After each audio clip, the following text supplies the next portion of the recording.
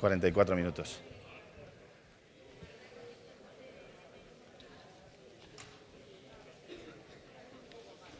Ahí está Armando. En la cabeza no, por favor.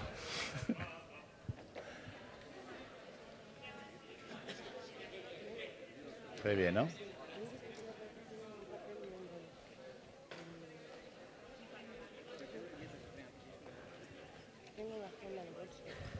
Vale. Sí, coge. Sí. Están entrando todavía.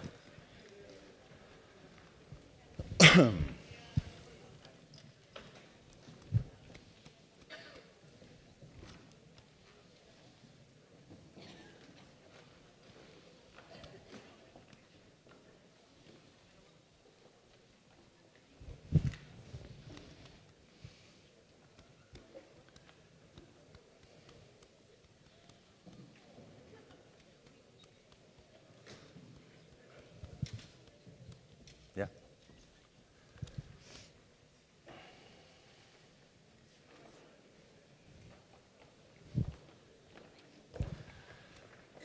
Buenos días a todos. De entrada, muchísimas gracias por haber venido. Sabemos lo difícil que es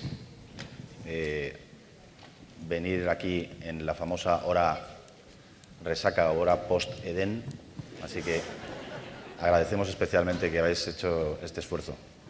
Lo que vamos a hacer aquí es una mesa muy poco convencional, no tiene moderador. Vamos a hacer un diálogo sobre una idea que ha flotado sobre el Congreso durante sus 15 ediciones. Es una idea que se ha mantenido, digamos, entre todos los que hemos desfilado por esas ediciones y que solo hemos intentado ponerla en práctica, pues eso, 14, casi 15 años después. Se trata de, hemos venido a hablaros precisamente, se trata de un libro de estilo para los medios digitales. Algo que se ha comentado, insisto, durante todas las ediciones del Congreso y que por fin hemos intentado poner en práctica. Durante todos estos años hemos visto, han desfilado por estos escenarios, tanto aquí como los del Matadero, pues muchos proyectos que se enfrentaban desde la nada o tal vez detrás de grandes cabeceras a la vorágine, al abismo de Internet, y lo hacían como se hacía entonces, descubriendo problemas e intentando resolverlos sobre la marcha. Bien, todos esos proyectos, todos esos esfuerzos, todos esos problemas, esos obstáculos, han creado una especie de acervo, una especie de conocimiento general que todos nosotros tenemos, todos en alguna medida hemos adquirido durante estos años, pero que hasta donde nosotros sabemos nadie ha intentado ponerlos por escrito. Me refiero a que hay un montón de manuales de redacción periodística, hay un montón de sitios web donde se explica cómo escribir en la web, pero nosotros al menos no hemos encontrado ningún sitio donde se explique de manera sencilla y clara cómo llevar el día a día de un medio digital. Y eso es lo que intentamos hacer. Este proyecto, ya digo que lleva mucho tiempo, es decir, el dominio librodestilo.com, que es precisamente el dominio de este proyecto, fue registrado en 2002, pero estaba ahí latente, digamos, esperando a que consiguiéramos encontrar tiempo para llevarlo a cabo. Y quien da el pistoletazo, quien da el impulso, es Nacho Escolar, que me propone hacer un libro de estilo para el diario.es. El diario, creo que lo conocéis, es un medio muy joven, muy pujante además, muy bueno. Entonces, Nacho me propone hacer un libro de estilo para este nuevo diario. Tras pensarlo un poco, le hago una contrapropuesta, y es, en lugar de hacer algo cerrado, un libro de estilo más, un libro impreso que se pueda entregar, además de hacer solo eso, hacer algo que tuviera también un poco el mismo espíritu que el diario, es decir, hacer un libro abierto, que siguiera, digamos, las mismas directrices que sigue Internet y tuviera, pues, digamos, muchas de las inspiraciones, ¿no?, que han movido Internet. Y esa es básicamente la idea. ¿Qué pretendíamos hacer? Fundamentalmente, una herramienta. No queríamos darnos a la literatura en exceso, queríamos hacer una llave inglesa, un destornillador que el periodista pudiera llevar en la oreja mientras estaba ejerciendo. Algo muy sencillo, casi minimalista. ¿Y cómo hacerlo? ¿Cómo llevarlo a cabo? Pues a través de básicamente un sitio web con una serie de propuestas. Todo ese conocimiento del que hablaba antes hemos intentado resumirlo en frases. No queríamos explicar con gran literatura y con gran extensión qué era o cómo se hacía una cosa. Simplemente lo que no pudiera ponerse con titulares no nos valía. Os invito a que entréis a librodestilo.com y echéis un vistazo a todas, algunas de esas propuestas y un poco la estructura. Ya os advierto que es solo una especie de boceto de lo que pretendemos que sea y que durante esta charla iremos desarrollándolo. Basta con que de momento os quedéis con la idea de que es un proyecto que por primera vez permite a los propietarios o a los editores de medios hacerse un libro de estilo a su medida. Adelante. Gracias, Pedro. Bien, buenos días. Yo también quiero agradecer que estéis aquí, aunque da un poco de vértigo, porque me aseguraron que si la ponencia era a esta hora, el viernes, iba a estar todo vacío y no iba a importar mucho lo que dijéramos o lo que hiciéramos porque no iba a haber testigos. Y al final ha resultado que, a pesar del Edén de anoche, esto está bastante lleno. Quiero agradecer a Fernando García Mongay por darnos la oportunidad de presentar esto aquí y también a Pedro por contar conmigo y con otro grupo de profesores de la Universidad del País Vasco, luego hablaremos del equipo, para llevar a cabo este proyecto que, como él dice, llevaba latente muchos años en los que veníamos al Congreso y decíamos, deberíamos tal vez plantearnos hacer, y como veis nos lleva bastante tiempo poner las cosas en marcha. Somos lentos, pero espero que seguros en lo que hacemos. Entonces, efectivamente, la idea era que la aparición de Internet, venimos contándolo desde aquel primer congreso, de la oportunidad a todo el mundo a poner en marcha un medio de comunicación de las características que sea. Y no queríamos entrar en el proyecto en el debate de quién es periodista, que es un debate muy bueno y además interminable, con lo cual uno puede mantenerlo abierto en las ediciones de congresos que haga falta, ni tampoco acerca de qué es periodismo. Si hacemos una suerte de analogía con las preguntas, con las W de la pirámide invertida, no queríamos entrar ni en quién es periodista, ni en qué es periodismo, ni en por qué se hace o se deja de hacer. La pregunta a la que queríamos dar respuesta era a cómo se hace. Hay muchas personas que ponen en marcha un medio de comunicación, insisto, sea de las características que sea más profesional o más amateur, sea de un contenido más especializado o más generalista, pero queríamos proporcionar una herramienta que permitiera trabajar mejor y conseguir que el medio de comunicación tuviera los contenidos de manera que se entendieran mejor y llegaran al público mejor, aunque sea una palabra. Entonces, ¿qué es lo que pensamos? Bien, en periodismo tenemos un método, tenemos una manera de hacer las cosas que se ha desarrollado a lo largo del tiempo. Un método compartido por los profesionales, porque aunque debatamos muchas cosas y haya puntos de vista encontrados, sí tenemos un, digamos, equipamiento básico, una manera de acceder, de obtener la información, de elaborarla y de difundirla.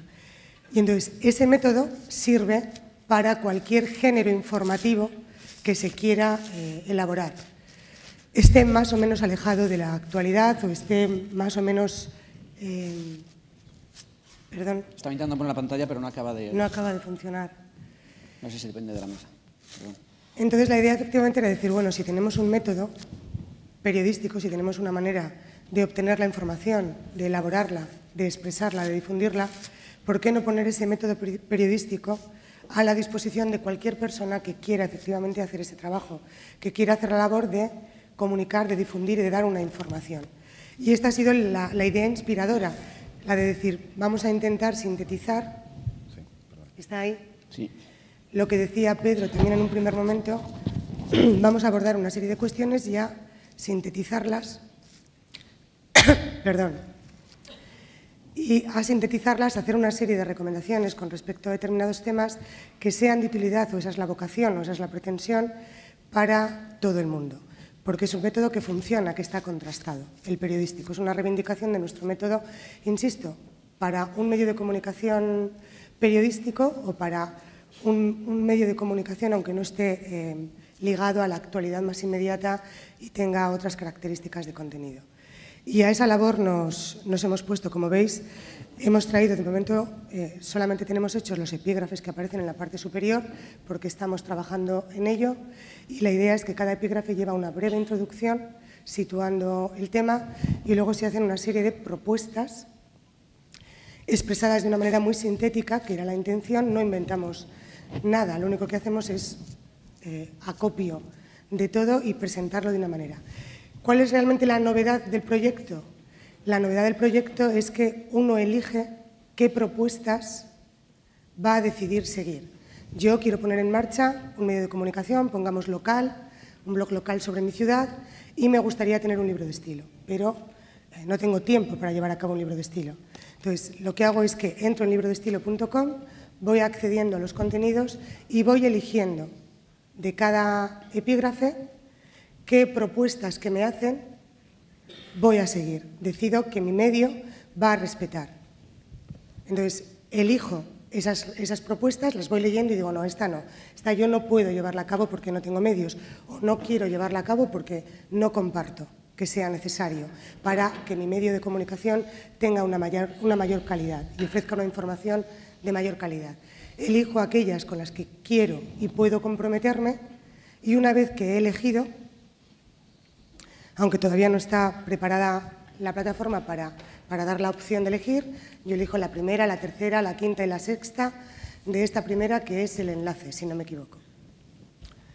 Entonces, sale un PDF con mi libro de estilo, que es una herramienta para las personas que trabajamos en el medio de comunicación, que nos guía una manera de trabajar y es un contrato que hacemos público con nuestros lectores, a los que decimos, yo, de la misma manera que nos presentamos y decimos voy a ofrecer información de estas características, voy a hacerlo de esta manera, insisto, el cómo.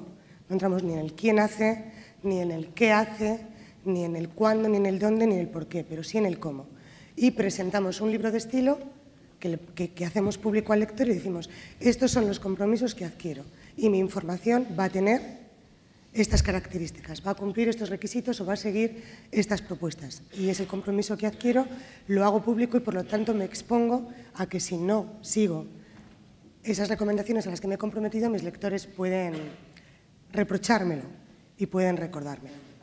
Y bueno, de momento creo que es bastante. Voy a dar la palabra a Alfonso Armada. Bueno, yo soy, creo que el último en que me se sumó a este proyecto. Me enteré a través de mi hermano, Fernando Rodríguez Mongay. Me enteré que estaban elaborando este libro de estilo, me puse en contacto con Pedro, al que conocí hace muchos años, y la verdad es que me incorporé al equipo.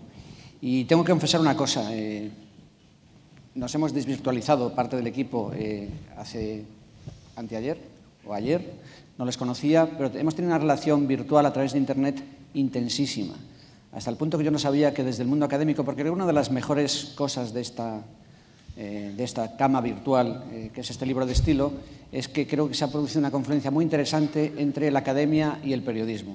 Es verdad que todos ellos enseñan periodismo y además que con unos estándares de calidad admirables, y por otra parte estamos los periodistas que intentamos ser lo más decentes posibles. No siempre lo conseguimos. Y creo que de este diálogo ha salido pues, este libro de estilo que está todavía en proceso de crecimiento y creo que ha sido muy saludable. A mí me ha impresionado sobre todo el grado de exigencia de la parte académica a la hora de exigirnos cumplir con unos niveles de calidad compatibles y compartibles por mucha gente. Esto es patrocinio, ¿eh? Esto está pagado por... Bueno, todavía no he terminado. Yo creo que de alguna manera, se me acaba de ocurrir, creo que esto no aspira a ser la Real Academia del mundo digital, pero creo la academia tiene muchas virtudes y muchos defectos, pero bueno, la academia es una institución que le gusta decir por consenso entre los académicos qué es lo que se debería hacer con el lenguaje, pero no es impositivo porque al final cada uno usa el lenguaje como quiere, ¿no? En este sentido creo que podríamos hablar de aquí una cierta academia, quizás un poco más libertaria por su origen, pero pretende establecer directrices y, como decía María José, establecer un pacto que el propio medio que va a elegir qué tipo de libro de estilo quiere adaptar a sus propias características, a lo que pretende hacer en Internet, que al mismo tiempo le sirva como una especie como de contrato que el lector al final le puede decir, tú has dicho que vas a hacer estas cosas y al final no las estás haciendo, ¿no? Que es algo que con frecuencia en los medios no cumplimos. De momento lo dejo ahí y muy bien. Como hemos pactado además no pactar nada, vamos a... Eso es. El planteamiento, y me gustaría insistir en algo que ya se ha dicho, es un planteamiento muy técnico. Nosotros no pretendemos ponernos a discutir si se debe decir Beijing, Pekín o si es ucraniano o ucranio. Para eso existen un montón de textos ya funcionando. Ahí está el libro de estilo del País, el libro de estilo de Fundeu, son libros de estilo excelentes.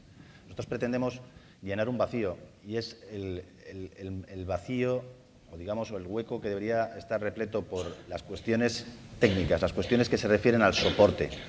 Por ejemplo, uno puede entrar en una web informativa y ve que los enlaces se ponen de muy diversas maneras. Se enlaza a veces el artículo de una frase. En otras ocasiones se pone enlaces seguidos, como si fuera un desfile de hormigas. Eso confunde al lector. Como confunde al lector la reacción que tenemos ante los errores, los medios. Los medios, la mayoría de los casos, cuando hemos cometido un error, lo hemos borrado, esperando que nadie lo haya visto. Eso en la época de las redes sociales es otro error que confunde al lector. Confunde al lector que ha leído algo y vuelve a leer y se encuentra un 404, el fichero no encontrado. No sabe, crea incertidumbre. Resulta que un medio de información no puede crear incertidumbre. Confunde que no utilicemos el soporte adecuadamente. Por ejemplo, una de las cosas que se plantea en el libro de estilo, y es una propuesta abierta y, por supuesto, como todas, potestativa, es que exista un control de las versiones de un artículo. Un control de todos los cambios que se han hecho en un artículo desde el principio hasta el final, hasta que termina la noticia, por así decirlo. ¿Para qué? Como ejercicio de transparencia, para decir, mire, esto es el recorrido que ha llegado la información que ahora tiene usted. ¿Por qué se hace aquí? Primero, porque no tendría un gran coste, eso es algo que se hace automáticamente. Segundo, porque el soporte lo permite. Esto es algo que no se podría hacer en un diario de papel. Nadie puede dedicar todo un diario de papel, el carísimo papel, a explicar todas las fases que ha tenido una noticia. Nadie. Nadie puede ponerse en la televisión a explicar todas las fases que ha tenido una noticia. Pero el soporte digital sí lo admite y es un ejercicio más de transparencia. Quiero decir que nuestra idea era que a través de cuestiones técnicas, a través de una serie de normas básicas, era posible mejorar la información que se hace, mejorarla en un océano de información, en un momento en que se entiende que todo lo que hay en Internet es igual y que muchos lectores no ven la diferencia entre lo que se publica en una página sin contrastar o lo que se publica en un medio que supuestamente contrasta. Y eso es un problema grave. Nuestro planteamiento era, si hacemos un libro de estilo, ahora mismo hay un centenar de propuestas en varios epígrafes, si hacemos un libro de estilo, si un editor lo coge, se lo pasa a su redacción y se lo enseña a sus lectores y le dice, señores míos, yo les garantizo que si hay un error, vamos a seguir este protocolo, les vamos a avisar de esta manera. Es decir, cumple un compromiso, se compromete con sus lectores. Pero incluso si esas propuestas que el editor ha elegido solo se cumplen en una décima parte, solo en una décima parte, creemos que la información en general mejoraría. Mejoraría. ¿Por qué? Porque es que ahora mismo no se cumple nada. No existe una metodología que se siga. Hay algunos intentos deslavazados, pero no existe una metodología completa que, digamos, abarque todos estos aspectos, ¿no?, que debe cubrir un periodista digital. En cuanto a lo que han dicho mis compañeros sobre el aspecto académico, a mí me gustaría también recalcar que ya desde el primer congreso, cuando conozco a María José Cantalapiedra, hemos tenido una obsesión, y es que pretendíamos que el ámbito profesional y el académico trabajaran más a menudo. ¿Por qué? Yo estaba obsesionado con la idea, en aquel momento, a finales de los 90, a principios de los 2000, de que los periodistas digitales teníamos que lidiar con una serie de cuestiones muy nuevas, en un soporte desconocido, y enfrentarnos día a día a esas temidas cuestiones deontológicas, que resolvíamos sobre la marcha, como podíamos, y que muchas de ellas nos estallaban en la cara al cabo de un tiempo.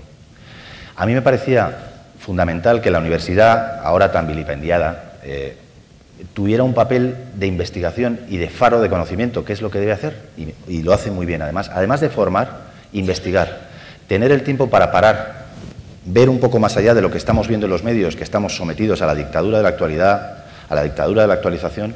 Ellos pueden mirar un poco más allá y decir, ojo, si queréis seguir por este camino, nosotros hemos visto que hay esto. Y ese papel era el que tenía clarísimo cuando llamé a María José y le propuse que la universidad tuviera un papel fundamental en la elaboración.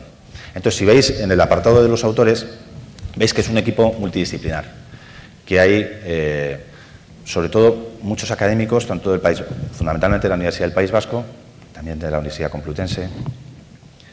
Hay muchos periodistas y muchos periodistas técnicos, por así decirlo, entre los que también me incluyo. Y bueno, el sistema de trabajo ha sido muy internetero. Una lista de correo en la que estábamos todos, se hacen una serie de propuestas, se sueltan en la lista de correo y se pasan a cuchillo. Señores, esta primera no la entiendo, esta cuarta no se entiende, esta yo quitaría esto, añadiría esto. Y ese es digamos, el sistema que hemos seguido. Un poco atropellado porque lo hemos hecho apenas, digamos, con muy poco tiempo, pero que esperamos que dé los frutos que ha dado hasta ahora, que son al menos un centenar de propuestas, por supuesto abiertas a la discusión, pero muy... Estoy saboteando la intervención porque me he cargado esta. Felicidades. Carrefour. Es que es un envidiosillo y estaba Pedro Esta es la acaparando tecnología mucho haciendo de las protagonismo. suyas. Bueno, me callo entonces. Adelante. Felicidades. Esto forma parte del espectáculo, porque somos innovadores Es que entra esto también. Aquí se ve el dominio técnico.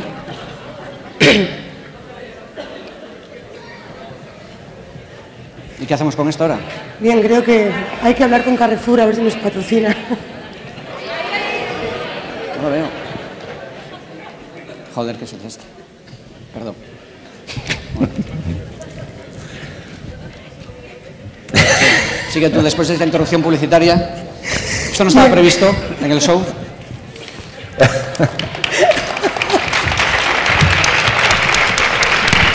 Bueno, sigue. Adelante, María José. Bien, estábamos intentando explicar un poco entre los tres que pues eso, efectivamente, que es un proyecto en el que llevamos pensando tiempo.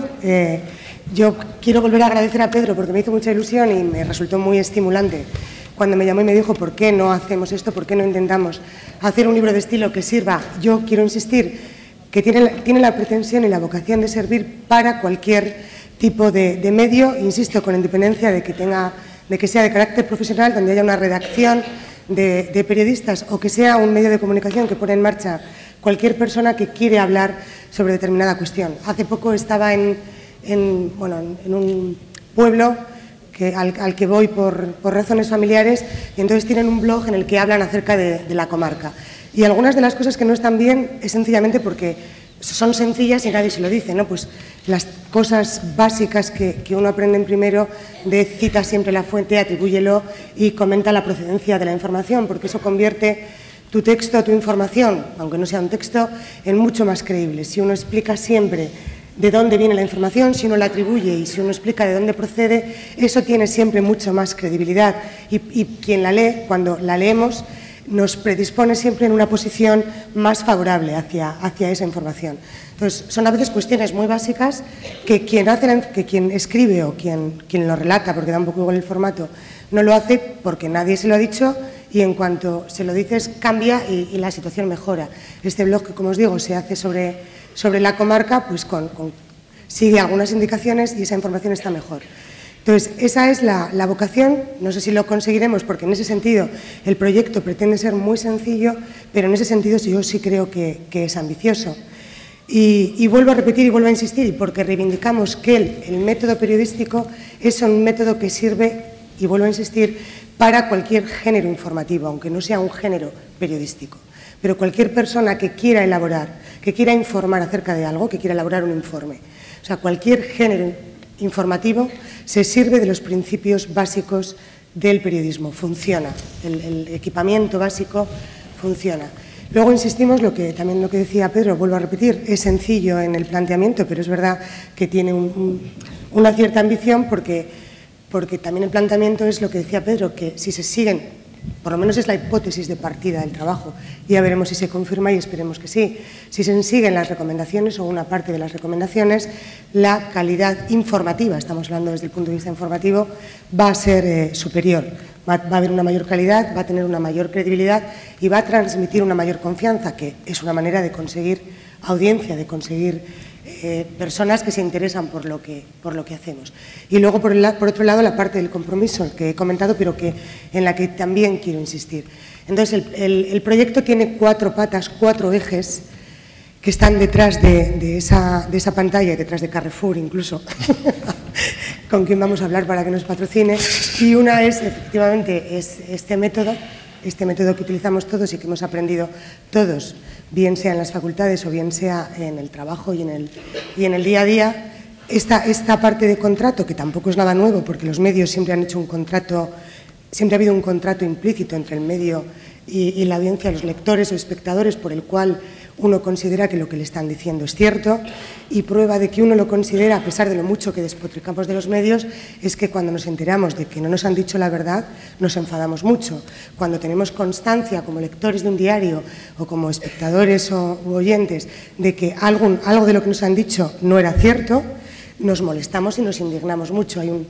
Consideramos que la información que nos dan los periodistas es cierta y es verdadera. Entonces, lo que hacemos es tomar eso también del periodismo y decir, haz un contrato con tus lectores. Hables de lo que hables, aunque hables de flores, aunque hables, da lo mismo, pero haz un contrato por el cual tú le dices, esta es la manera que tengo de trabajar y estos son mis compromisos. En tercer lugar, se ha adelantado, y voy a dejar la palabra a Alfonso, estaba el equipo, intentar hacer un equipo diverso que permitiera, siempre se entiende que cuando el equipo es multidisciplinar, aunque suene un poco tópico, es más fácil abordar todas las facetas del trabajo y que cada uno pueda ocuparse en principio de lo que mejor se le da. Y en último lugar está la estructura del libro de estilo, que también nos lleva un poco de tiempo decidirla, aunque Pedro la tenía bastante clara y ha sido quien más ha seguido, quien más ha guiado el proyecto, que pretende también tener 3 partes, aunque ahora estáis viendo solamente una. Una, que es la fundamental y es la que conforma el método, es la de las propuestas que hacemos de manera muy sintética, pero pretende tener una parte abierta, porque pretende ser un proyecto abierto, donde todo el mundo pueda hacer desde consultas hasta sugerencias y aportaciones. Es un proyecto dinámico, aunque también suena un poco tópico. Estas palabras están un poco gastadas, pero esa es la pretensión, que sea abierto, que sea dinámico, que sea participativo. Y una tercera pata, porque hay algunas cuestiones que no se resuelven en una sentencia de 3 líneas. Tiene que ser así para que pueda resultar útil, para que pueda uno consultar, pero hay determinadas cuestiones que exigen explicarse y que para explicarse exigen un desarrollo más largo. Y entonces hay una tercera parte, hay una pestaña que pretendemos llamar preguntas-respuestas, donde algunos temas se aborden de una manera más larga y más elaborada. Y ya con esto acabo y le dejo la palabra a Alfonso. La estructura quiere ser trenzada, o sea, es una estructura de 3 ejes, pero no 3 ejes que van en paralelo, sino que se trenzan como una espiga, de manera que desde las recomendaciones puede saltar algo a las preguntas-respuestas o a la participación y a la inversa en caminos que se cruzan. Bueno, yo quería dar un paso atrás y quizás un paso adelante, ¿no? Creo que el libro y la necesidad del libro surge también de la certeza o la sospecha de algunos periodistas de que en España tenemos un grave problema con la verdad. Creo que los medios, por su propia naturaleza y por la historia reciente, han jugado muchas veces un papel demasiado ideologizado y se han mezclado de forma sistemática los hechos con las opiniones. Este libro intenta un poco recuperar precisamente, hemos hablado mucho del pacto, ¿no? Ese pacto sagrado entre el lector y el periodista de que todo lo que vas a decir es verdad. Creo que eso en España lo hemos retorcido a un extremo tan grande que al final, en muchos casos, se ha instalado una especie de cultura de la sospecha en que nadie cree a nadie. En el caso del proyecto en que yo estoy involucrado, aparte de dirigir el máster de ABC, se llama Frontera Day. Desde el principio hicimos mucho hincapié en la parte ética y tenemos precisamente una pestaña que también, sin ser tan ambiciosa como la que planteaba este libro de estilo, y aquí volvemos otra vez a la misma faena de antes, pero no veo nada porque tengo estas gafas que no veo nada, a ver si lo encuentro. La idea de recuperar precisamente esa especie de respeto absoluto por la verdad. ¿Cómo me cargaba esto? Ahí, la penúltima. Ahí, vale, la metodología, vale, ya está. La recuperar un poco esa especie de compromiso de los periodistas de limitarse a respetar, a separar de forma religiosa lo que estás contando de tu profesión. Hay un debate también muy antiguo en las facultades de periodismo y en la propia profesión sobre la cuestión de la objetividad, ¿no?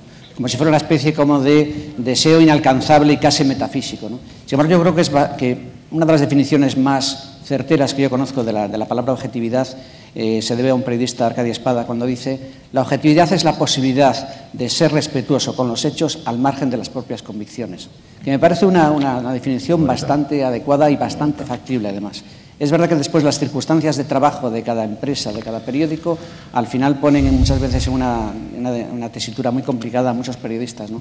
Pero reivindicar esa especie de compromiso sagrado, creo que este libro abunda un poco en eso y creo que es una herramienta fantástica, muy útil y además con esta adaptabilidad a las necesidades de cada medio, ¿no? Y la verdad es que el trabajo que estamos haciendo con la parte académica, la verdad es que el nivel de exigencia es tan alto que en algún caso se ha planteado en uno de los debates más intensos que hemos tenido hasta qué punto cuando se comete un error en tu medio y se reproduce en otros medios en todo el mundo, hasta qué punto eres responsable de la reproducción de esa mentira en todo el universo digital, ¿no? Y alguno de los académicos planteaba que tienes que perseguir hasta el último, claro, tendrías que dedicar casi una redacción a evitar o a hacer responsable de esas reproducciones que crecen de forma exponencial de una falsedad, de una mentira, ¿no? Creo que eso llega a un extremo casi kafkiano, ¿no? Claro. Muy interesante, pero kafkiano. Claro. Sí, bueno, lo que planteaba precisamente era que si se cometía un error, una de las propuestas era lo que dice Alfonso: si se ha publicado en 100 sitios, hablar, ponerte en contacto con esos 100 sitios para decirles que has cometido un error. Creo que es una cuestión que no todo el mundo podría asumir, pero que debería, tal vez. Bueno, simplemente para terminar, apuntar algunas cosas a futuro. Incidir en la idea de que esto es solo un boceto, de que, por ejemplo, en todas las secciones hay ejemplos, o sea, que no es solo una frase, sino que se pone exactamente cómo se debe hacer o cómo no se puede hacer, o algunos casos correctos, algunos menos correctos. Que esperamos que esto siga creciendo. Fundamentalmente, ahora mismo es solo un libro sobre la práctica profesional. Queremos que haya también tratamiento informativo, sobre todo pues, por cuestiones de género, en fin, pero no queríamos meternos en ese fregado, por así decirlo, de momento, sino utilizar un enfoque más bien neutral y que pudiera ser asumido por cualquier medio, por cualquiera. Y por último, salvo que quieran añadir algo mis compañeros, apuntar que esperamos que haya mucha participación y que este proyecto cambie mucho, cambie tanto como ha cambiado la web en estos años. Ojalá dentro de 3 años no se parezca en nada. Eso querrá decir que el soporte ha cambiado, pero que la profesión y el ejercicio sigue siendo básicamente lo mismo, como lo es. De alguna manera también es un poco lanzar la pelota a los lectores, a los responsables de medios. Además, hemos visto aquí la creatividad impresionante que la propia crisis ha propiciado en España. También que surjan propuestas de los medios, de los periodistas, que podamos debatir, porque creo que es un campo muy dinámico, como decía María Jesús, y que creo que todavía se puede enriquecer muchísimo. Yo pasaré un poco la pelota al público y si queréis hacer preguntas. Yo quiero insistir solo en una cosa, que ya hemos dicho, pero insistir, y es que cada medio elige. La idea es que cada medio elija qué propuestas quiere suscribir y decir, sí, yo quiero trabajar de esta manera, y es una elección. Lo que vamos a hacer dentro de poco, y ya os lo anticipo y lo veréis en las próximas semanas, es que se pueda uno registrarse, uno entraría, pone su usuario, su contraseña, pone su medio, elige las opciones que le parezcan oportunas, las que pueda asumir, elige su contrato, su metodología para la redacción y su contrato con los lectores, y cuando acaba de elegir da a generar PDF, y ese PDF se lo da a sus redactores. Y ese PDF lo publica en su web, de cara a sus lectores. Y dice, señores, esto es lo que yo me he comprometido a hacer. Y eso es lo que veremos en las próximas semanas. Es un poco complejo esa gestión de usuarios y no podemos enseñarlo hoy, pero queríamos al menos que vierais cuál era la estructura. Bueno, quedan 11 minutos y repasaría la palabra al público. ¿Si hay alguna pregunta? Por allí hay una. Muchas. Sí.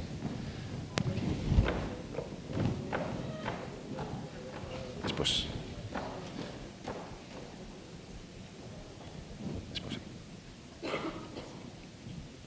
Hola, buenos días. Buenos días. María José, me encanta la iniciativa y todo lo relacionado con el libro de estilo.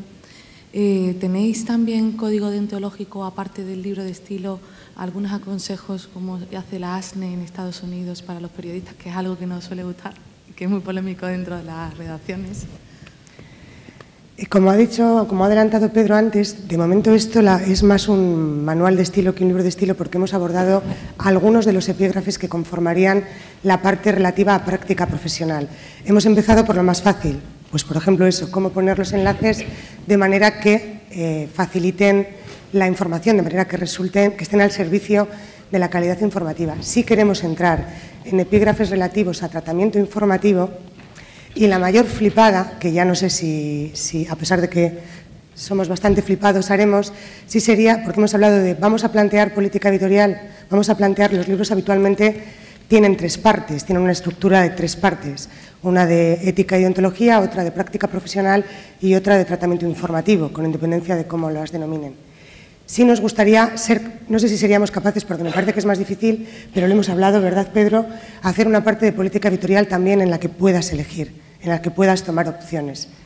Pero de momento estamos con la práctica profesional. Garín, mucho hincapié en eso porque personalmente me interesa mucho, es algo además que en el máster a veces hacemos mucho hincapié y creo que es una parte que tenemos que tocar. Es verdad que hay mucho, es un campo minado, claro, pero creo que es fundamental porque además creo que sería la forma de recuperar el prestigio en gran parte perdido de la prensa en España. Hola, buenos días, mi nombre es Camila y soy estudiante de periodismo de la Universidad de Navarra. Y mi pregunta es, con respecto a la verificación de datos, ¿se ha pensado en algo con respecto a las imágenes? O sea, tenemos entendido que ahora con los medios digitales es más probable que una imagen falsa o que simplemente un filtro ya cambie la veracidad de una imagen. Que con respecto a eso, ¿qué dice el manual? Pedro, ¿qué te cortas? Pues en principio no es un tema que se toque muy exhaustivamente. Sí deberíamos tenerlo en cuenta. Lo que pasa es que es una cuestión tal vez excesivamente técnica.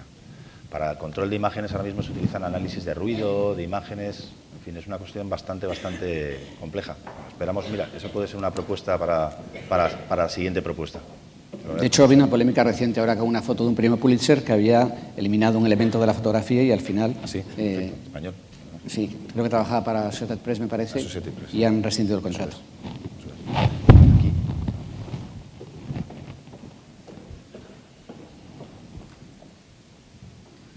Hola, Teresa Carreras, El Siglo y la Universidad Autónoma de Barcelona. Gracias por este libro de estilo que realmente creo que era muy importante. A mí me gustaría saber, porque no lo conozco, me voy a meter dentro y lo voy a estudiar, si este libro de estilo recoge la evolución de los géneros periodísticos. En la universidad explicamos lo que es una crónica, lo que es un reportaje, lo que es una noticia, etcétera. Claro, el 2.0 seguro que ha cambiado a los géneros. ¿Eso lo recoge? Pues gracias. A mí me gustaría saber, ese es un debate antiquísimo, y me gustaría saber si de verdad se han cambiado los géneros. En mi opinión, no. En mi opinión, hay algunos que pueden considerarse nuevos, pero, por ejemplo, durante mucho tiempo se pensó que un género nuevo periodístico podía ser el buscador. ¿Por qué no? Una serie de resultados documentales, ¿por qué no? Pero yo creo que fundamentalmente los géneros siguen siendo los mismos y lo que ha cambiado es la forma de mostrarlos, las visualizaciones, etcétera. De momento, salvo que tengáis alguna propuesta de género, y animo de verdad que penséis de verdad y con la mano en el corazón si existe un género nuevo. Sí, yo del momento, yo personalmente, y con toda la humildad te lo digo, yo no conozco ninguno nuevo, de momento. Evolución del género, pero solo en el soporte. Por ejemplo, el otro día tuvimos una presentación sobre el famoso Snowfall, el reportaje de The New York Times. En realidad, no sé si habéis tenido ocasión de verlo, es un reportaje que se va desplegando sobre la pantalla a medida que uno baja, va bajando y van desplegándose los elementos. ¿Realmente eso se puede entender como una evolución del reportaje? Pues se puede entender como una evolución del reportaje. También se puede entender como una forma nueva de mostrar el reportaje, porque fundamentalmente es un reportaje multimedia, exactamente igual que el que se hacía hace 5 años. Es decir que, y con perdón, no me gustaría entrar en eso, porque de verdad yo no creo que existan nuevos géneros. En el taller previo al Congreso, el miércoles, yo no estuve en ese debate porque estaba en la parte académica, en ese caso preferí sumarme a los profesores, a ver si aprendí algo. Hubo un debate muy interesante sobre las nuevas estrategias publicitarias para intentar colar de Matute material supuestamente periodístico, ¿no? Y creo que el debate va por ahí exactamente. Es cierto que el mismo soporte a veces propicia nuevos estilos narrativos y creo que en eso estamos en la infancia, seguramente en el uso adecuado de Internet, pero creo que hay que tener un cuidado exquisito a la hora de determinar qué es publicidad y qué es información. Porque además hay un problema que es la mezcla de ficción y la mezcla de hechos y por otra parte la mezcla de ficción y de publicidad o de periodismo y publicidad. Y Internet también permite muchas grietas para que los publicitarios intenten conseguir que su mensaje se diluya en un supuesto soporte informativo. En eso creo que el rigor tiene que ser impecable, ¿no? Y además el cuidado exquisito. Además se aprovechan de las circunstancias económicas complicadas para que las exigencias éticas de los medios se rebajen, ¿no? Creo que hay que estar más alerta que nunca precisamente para evitar ese tipo de confusión. Yo hace 10 años creo que fue, o 9, en un congreso de periodismo digital iberoamericano que se celebraba, era consecuencia de este. Recuerdo que se montó un debate porque dije que la pirámide invertida seguía siendo una técnica narrativa perfectamente válida para la red. Es más, defendí incluso que era más necesaria que nunca en un momento en el que todo el mundo estaba diciendo que la pirámide invertida como técnica expresiva y narrativa del periodismo estaba acabada. Y estuvo muy bien, porque de repente todos acabamos involucrados en un debate que luego continuó en la red. Había además en aquel momento algunos profesores de universidades de Portugal y todavía creo que puede recuperarse. Sigo manteniendo, o sea, efectivamente han surgido, o sea, tenemos a nuestra disposición, y lo veíamos en ese seminario al que aludía Alfonso el miércoles, muchísimas estructuras narrativas nuevas, porque estábamos hablando incluso de la gamificación, en el sentido de que se toman los videojuegos también, la manera de relatar los hechos puede ser aplicable a los géneros periodísticos. Es verdad que uno puede contar las cosas de muy diversas maneras, pero el equipamiento básico, por expresarlo de alguna manera, sigue siendo, entendemos desde el equipo de trabajo, los géneros periodísticos tal y como hemos venido estudiándolos conceptualmente. Y de hecho yo creo que si cuando accedemos a la información en la red, la mayor parte de la información está elaborada conforme a esos criterios y conforme a la teoría de los géneros periodísticos. Es verdad que luego hay muchas más posibilidades y luego, bueno, pues el tratamiento hipertextual, multimedia, del que ya se ha hablado. Pero en principio nosotros vamos a empezar por el equipamiento básico y en el equipamiento básico reivindicamos, vuelvo a repetir, el método periodístico en la obtención de la información y también en la difusión, en la expresión. Creo que había una pregunta. Sí, simplemente, bueno, soy Daniel Moreno, dirijo un medio digital en México, se llama Animal Político. Sí. Bueno, aparte de agradecerles porque me acaban de ahorrar como 2 años de trabajo, porque hemos estado atrapados pues, en la vida cotidiana y nuestro libro de estilo no ha podido salir, es muy difícil avanzar. Solo preguntarles sobre plazos hacia adelante. ¿Cuándo creen que podrán tener esta parte de seleccionar para hacer tu propio libro? Y sobre todo, ¿cuándo creen poder abrir el foro? Que es quizá una parte que para mí es capital, porque evidentemente esto es muy dinámico y las preguntas van surgiendo en todo momento. Bueno, con la dificultad que acarrea siempre dar plazos en cuestiones técnicas, me gustaría decir que a mí me gustaría que estuviera antes del verano todo, antes del verano. Y pues eso, un foro, que el foro no va a ser totalmente abierto, eso ya lo anticipamos, que será un foro de profesionales, y entendemos profesionales la persona que publica, no el que tiene el carné de periodista, no el que tiene la licenciatura de periodismo, sino el señor que edita una publicación. Solo pedimos eso. ¿Por qué?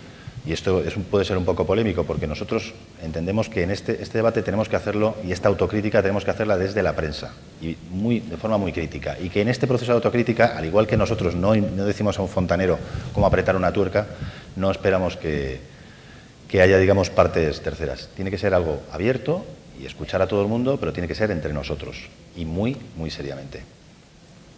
Y, por cierto, muchas gracias. Sí. ¿Puedo? Sí, claro, adelante. Sí, muy rápido. Bueno, quería un poco insistir en la reflexión que ha hecho Alfonso Armada, porque la verdad es que en este mundo aún seguimos bastante confusos entre qué es periodismo, qué es comunicación, qué es publicidad, qué es marketing, y además está todo mezclado. Incluso además cuando hay estrellas, entre comillas, periodistas que anuncian productos financieros y de todo tipo, del Banco Sabadell o todo esto, pues bueno.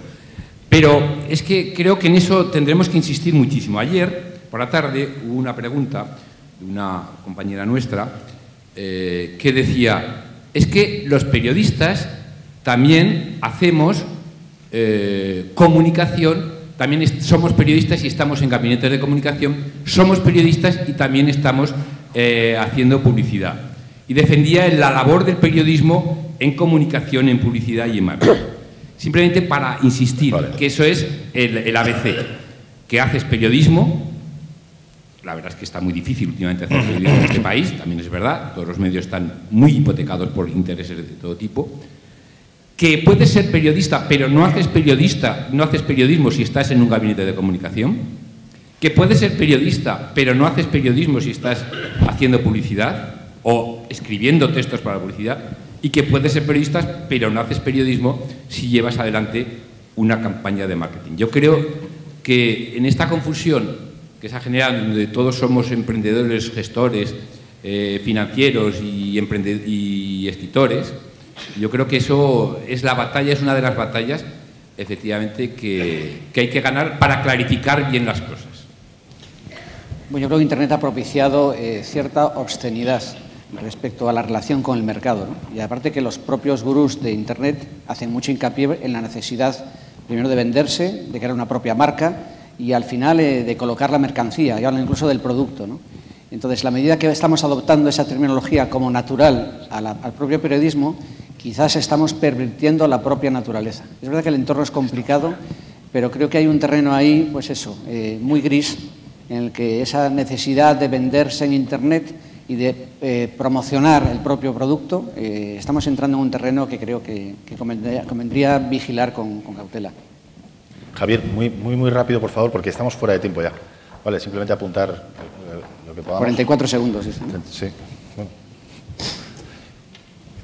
Perdón, sobre este último asunto yo creo que corremos un riesgo si lo que pretendemos es prestigiar el periodismo, porque entonces damos pábulo a que cualquiera se llame periodista y engañe a los lectores. Yo creo que es al contrario. Tenemos que exigir al lector que sea exigente con nosotros. Tenemos que decirle, no te fíes de mí, no te fíes de los periodistas, no te fíes de nadie. Aprende a discernir quién te informa bien y quién te informa mal. Los periodistas, hay algunos buenos, como los medios. Además hay otra dificultad añadida. Distinguir en Internet qué es un medio periodístico y no es complicadísimo. Con lo cual, claro, tenemos que decirle, no te fíes de mí, no te fíes de nadie. Pero qué mejor forma de hacerlo que si tú ves que una persona no cumple el propio contrato al que se ha comprometido, y estás dando un dato. Sí, no, estoy absolutamente de acuerdo, pero que no pretendamos pintar a todo el periodismo de santidad, porque no podemos prestigiar el periodismo, claro, porque no sabemos, igual que tenemos que desconfiar de todos los políticos son corruptos, no, pero tenemos que desconfiar de ellos, igual que de los periodistas, igual que de todo, tenemos que ser críticos nosotros como periodistas y como ciudadanos. Muy bien. Lo dejamos ahí, me parece un colofón. Sí, la verdad es que es un cierre fantástico, Javier. Pues queremos agradecer sinceramente vuestra presencia y las preguntas y el interés, y resulta muy estimulante y me he quedado sin palabras en la última parte, porque es verdad que no esperábamos, yo por lo menos no esperaba tanta gente y tanta atención, así que muchas gracias por venir y seguimos hablando. Y esperamos vuestra participación. Muchas gracias. Hasta luego. Gracias.